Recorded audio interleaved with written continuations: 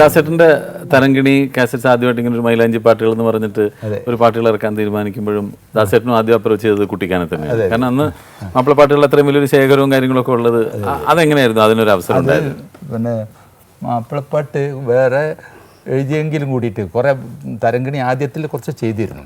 പക്ഷെ അത് തനതായ ഈണങ്ങളായിരുന്നില്ല. അതിൻ്റെ രചനകളൊന്നും വേണ്ടത്ര നന്നായിട്ടില്ല എന്ന് തോന്നി കുറേ വിമർശനങ്ങളെല്ലാം വന്നതുകൊണ്ട്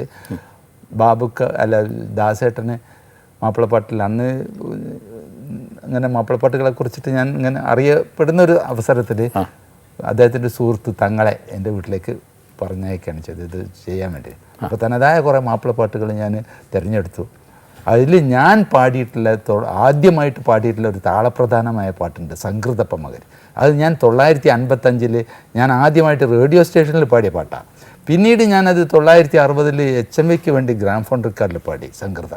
അന്നൊന്നും ജനകീയമായിട്ടില്ല, കാരണം ഈ ഗ്രാംഫോൺ റെക്കോർഡ് ഒന്നൊക്കെ ഉണ്ടാവുള്ളൂ, ഒരു പെട്ടിപ്പാട്ടേ ഉണ്ടാവുള്ളൂ, വല്ലപ്പോഴും.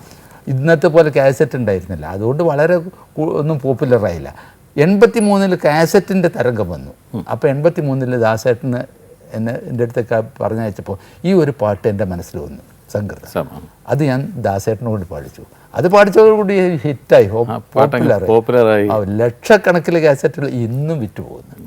എത്ര 83 ഇപ്പോൾ 25 വർഷമായി ആ പാട്ട് ഇറങ്ങിയിട്ട് ഇന്നും ആ സംഘൃത എല്ലാ ഗായക സംഘം മാപ്പിളപ്പാട്ട് ഗായക സംഘങ്ങളും ഒക്കെ ആ പാട്ട് പാടാത്ത ഒരൊറ്റ പാട്ടുകാരില്ല. എല്ലാവരും ഓഡിയൻസ് ആവശ്യപ്പെടുന്നതും ഈ പാട്ട് പാടാനായിരിക്കും. യേശുദാസ് ഇപ്പോഴും പാടുന്നു, ഞാനും ഇപ്പോഴും പാടുന്നു. 55 കൊല്ലം. അത് വാഴപ്പള്ളി മുഹമ്മദ് എന്ന് പറയുന്ന ഒരു കവി എഴുതിയത്. അത് സ്വർഗത്തിലെ സ്ത്രീകളെ, സ്വർഗകന്യകളെ വർണ്ണിക്കുന്ന അവരുടെ വർണ്ണനെ, അതായത് സൽക്കർമ്മം ചെയ്തവർക്ക് അവിടെ ചെന്നാൽ ഇങ്ങനെ സുന്ദരികളായ സ്ത്രീകളെ പിന്നെ നൃത്തം ചെയ്ത് നമ്മളെ ആനന്ദിപ്പിക്കും. അതിൽ അവരുടെ ആ നൃത്തത്തിന്റെ രംഗമുണ്ടല്ലോ, ഒരു നൃത്തരംഗമാണ്. അത് അന്ന് ആര് ചിട്ടപ്പെടുത്തിയാണ് ആ പാട്ട്? ഞാൻ തന്നെ ചിട്ടപ്പെടുത്തിയത്.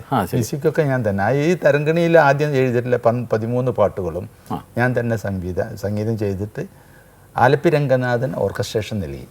ട്യൂണൊക്കെ എൻ്റെ തന്നെ, ഞാൻ തന്നെ വരും ദാസേട്ടൻ. പക്ഷെ ദാസേട്ടൻ അതിന് കാണിച്ച ആത്മാർത്ഥത ഉണ്ടല്ലോ. ഒരു പാട്ട് പാടാൻ വേണ്ടിയിട്ട് എത്രയോ ദിവസം നിന്നിട്ടുണ്ട്. ഒരാഴ്ച കൊണ്ടാണ് ആ പാട്ട് പിന്നെ പഠിച്ചിട്ട് പാടിയത്.